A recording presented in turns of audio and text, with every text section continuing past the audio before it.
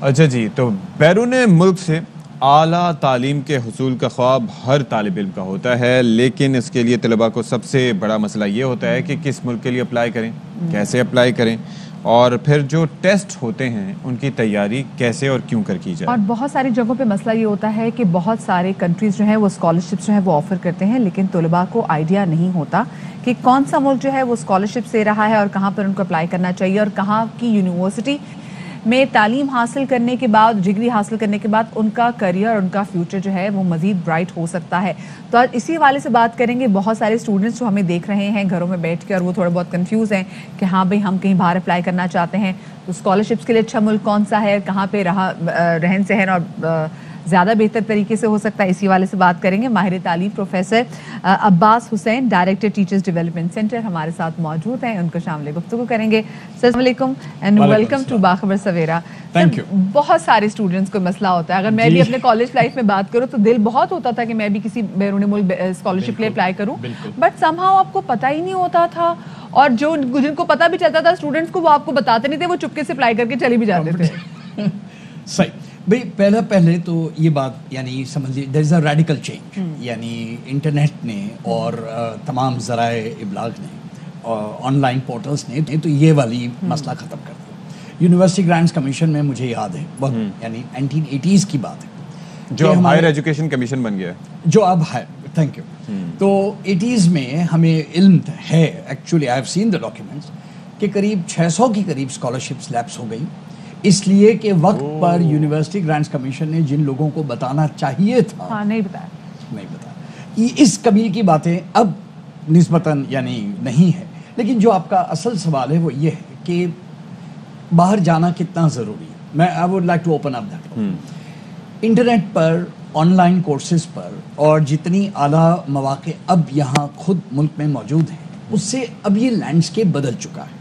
Pandemic نے تو travelling کے دوسرے مسائل ڈال دیے، وہ ایک اپنی جگہ، یقیناً باہر جا کے سیکھنے سے، ایک دوسرے کلچر، ایک دوسری دنیا دیکھنے سے اپنی ملک اور اپنے زمین کی قدر ہوتی ہے، یہ تو ایک بیان بات ہے، یہ آرگومنٹ۔ آپ کا دوسرا سوال ہے کہ کہاں جایا جائے۔ ہمارے کچھ ملک میں ایجوکیشنل ڈسکورس میں، گفتگو میں، United States, England, Australia, Canada, ان ممالک کی بہت زیادہ یعنی جیسے کہتے ہیں زیادہ تذکرہ ہوتا ہے، تو ہمارے ذہنوں میں یہی بیٹھ جاتی۔ لیکن میں بچوں کو حوصلہ یوں دلانا چاہوں گا، ملیشیا، جی بالکل، ہانگ کانگ، سنگاپور، اب تو ٹرکی بھی کر رہا ہے، ٹرکی، بیوٹیفل۔ یعنی ہم لوگوں کے سامنے دنیا کا جو ٹاپ 500 یونیورسٹیز، آپ ان کی فہرست دیکھیں، اب تو انٹرنیٹ پر اویلیبل ہے، اور any number at all in the top 500 میں آپ کا کیریئر، مسئلہ یہ ہے ہی نہیں کہ یونیورسٹی ڈگری سے کیریئر بنتا ہے کہ نہیں، مسئلہ یہ ہے کہ آپ نے جو ہنر وہاں سے سیکھا اپنے ملک میں جب اپلائی کریں گے آپ کا کیریئر فکسڈ۔ تو مائنڈ سیٹ جو ہمارے اسٹوڈنٹس ہوتے ہیں یا ہماری پاکستانی قوم کا، وہ بیسکلی آپ کی نظر میں کیا ہے؟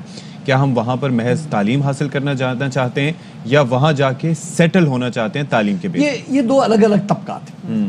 بہت سارے لوگ تو یہ نہیں چاہتے کہ باہر یعنی تعلیم حاصل کرنے کی وجہ سے ہم ملک کو ہی کوچ کر لیں۔ وہ لوگ جو یہ کرنا چاہتے ہیں ان کے پاس دوسرے ذرائع بھی ہیں، یہ ایک الگ طبقہ، چھوٹا طبقہ۔ اسکالرشپس کے لیے لوگ جاتے ہیں، وہاں سے سلپ ہو جاتے ہیں، بٹ دین لیٹس سے یہ ایک خاص مائنڈ سیٹ ہے جو ہمارا مقصود نہیں ہے۔ تعلیم حاصل کر کے یعنی میں نہیں سمجھتا کہ بہت سارے طالب علم اس چکر میں لگے ہوئے ہیں کہ ہم نے باہر ہی رہنا ہے، دیٹ از ناٹ ٹرو۔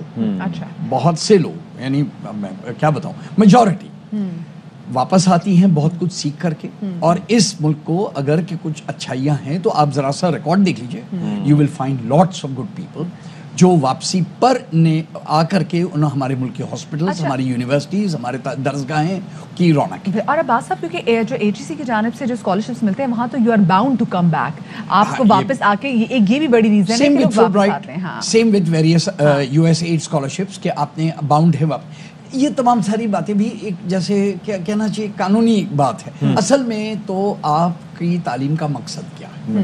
یا تو اس ملک، اس زمین، اس وطن، اس کی روشنیوں میں اضافہ کرنا ہے، یا خود اپنا دیا لے کے کہیں اور جا کے. یہ بالکل ہی الگ. بالکل. اچھا جی، تو آپ جیسے تذکرہ کر رہے تھے، آپ نے کہا ملیشیا، سنگاپور، اس کے علاوہ دیگر ٹرکی کا مدیہ نے بات کی، اور کنٹریز ہیں. تو یہاں پر کیا کس ایسپیکٹ میں، کس شعبے میں آپ اپلائی کر سکتے ہیں، کہاں تعلیم حاصل کر سکتے ہیں، کون سی یونیورسٹیز ہیں جو آپ کو لے سکتی ہیں؟ جو سب سے بڑا یعنی آپ سمجھ لیں ٹاپ فیلڈ جس پر کہ جو آگے کے 2030-2050 میں ہائی ویلیو کیریئرز جس کی طرف باتیں آ رہی، وال اسٹریٹ جرنل کا ٹاپ 50 پروفیشنلز کی اگر آپ بات کریں تو آئی ٹی میں، آرٹیفیشل انٹیلیجنس میں، اور اگر ان دونوں کو بھی فار دا مومنٹ ٹیکنالوجی کا ایلیمنٹ کم کر دیں، جہاں سے ذہانت چلتی ہے، ڈیزائن، دی ڈیزائن کمپوننٹ. دیکھیں نا، ایپ بنانے کا جو ٹیکنیکل کام ہے وہ جاننے والے بہت ہیں، لیکن ایپ کے انٹرفیس کے اندر میں کون سے کلرز، کون سے فونٹس، کون سی شیپس کی، کون سی یوزر فرینڈلی ایکسپیرینس آپ بنائیں گے، یہ جو امیجینیشن اور ذہانت چاہیے، یہ گوگل ڈاؤن لوڈ سے نہیں ملتا، یہ آپ کی اپنی ذہانت. تو جو یونیورسٹیز ان میں چیزیں پیش کر رہی، میں کہوں گا یہ ٹاپ آف دا لائن چیزیں ہیں. ایک فیکچول بات یہ بھی بتا دیں کہ یونیورسٹی آف لیسٹر نے ایک اسٹڈی کی کہ ہمارے ایلومنا میں ہائیسٹ تنخواہ پانے والے کون سی فیکلٹی کے لوگ ہیں، یعنی کون سے ڈپارٹمنٹ کے لوگ آج. اور آپ بہت حیران ہوں گے، university of Leicester is in the top 100 universities, کہ انہوں نے یہ نوٹ کیا 1990s میں جو لوگ ڈگریز لے کے باہر نکلے اور اب جو جہاں امپلائڈ ہیں، ڈپارٹمنٹ آف ہسٹری کے لوگ سب سے ہائیسٹ تھے، نہ کمپیوٹر ڈیزائن. ہمارے پاکستان میں معاملہ بالکل الٹ ہے. تو میں اسی لیے اپنے بچوں کو، نوجوان نسل کو بتانا چاہوں گا وائی از دیٹ. اب یہ بھی تو ظاہر ہے سب کو حیرت ہوئی، نہ ہمارا M B A, university of Leicester والے بھی کوئی کم نہیں ہے، نہ ایم بی اے، نہ فائنانس، نہ کمپیوٹر ڈیزائن، یعنی جن بچوں نے ہسٹری میں پڑھا دے وہ ہائیسٹ پے. تو ان سے پھر پوچھا گیا ان کے باسز سے کہ بھائی یہ کیوں، تو خوبصورت جواب ملا. These are the only people who can see patterns in events. جو اور پیٹرنز ریڈ کر سکتے کہ اچھا ٹھیک ہے جو کہ آگے کیسے ریپیٹ ہو گئے. واو. تو دیکھیے، لا تعلق، لا یعنی، بے معنی، غیر مربوط باتوں کے جاننے کو علم نہیں کہتے.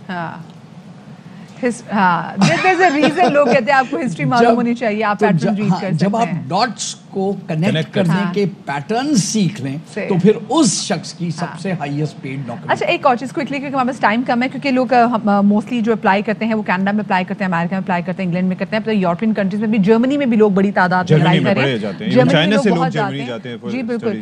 سو اس میں اچھا کوئی ٹیسٹ ہوتے ہیں. اگر ہم کینیڈا اور امریکہ اور یو کے کی بات کریں تو وہاں پہ تو ٹوفل اور آئلٹس ہمیں دینے پڑتے ہیں. تو اگر یورپین ممالک کے لیے ہمیں اپلائی کرنا ہو تو کیا اس کے لیے بھی لینگویج کو اسپیسیفک کوئی ٹیسٹ ہوتا ہے پہلے؟ نہیں، تمام یونیورسٹیز کے اپنے اپنے ہیں، یقیناً یہ شرط تو نہیں ہے. However، میں ایک ذرا سا کمنٹ امتحانات کے جی میٹ اور جی آر ای اور دیگر سیٹس امتحانات کے بارے میں ایک کمنٹ یوں کر دوں.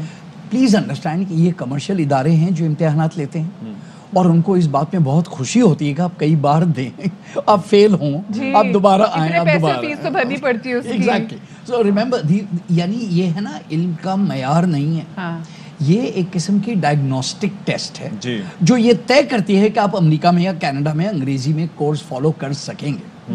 ٹھیک ہے، لیکن ہم نے اتفاق سے اس کو اپنا ایک معیار بنا رکھا.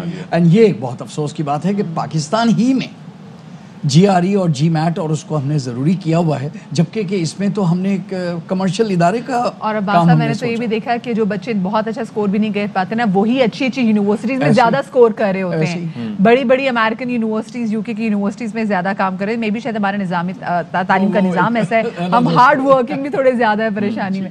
بہت شکریہ جی. ہمارے ساتھ عباس حسین صاحب موجود تھے، ماہر تعلیم ہے، ڈائریکٹر ٹیچرز ڈیولپمنٹ سینٹر کے بھی ہیں، ہمارے ساتھ موجود تھے.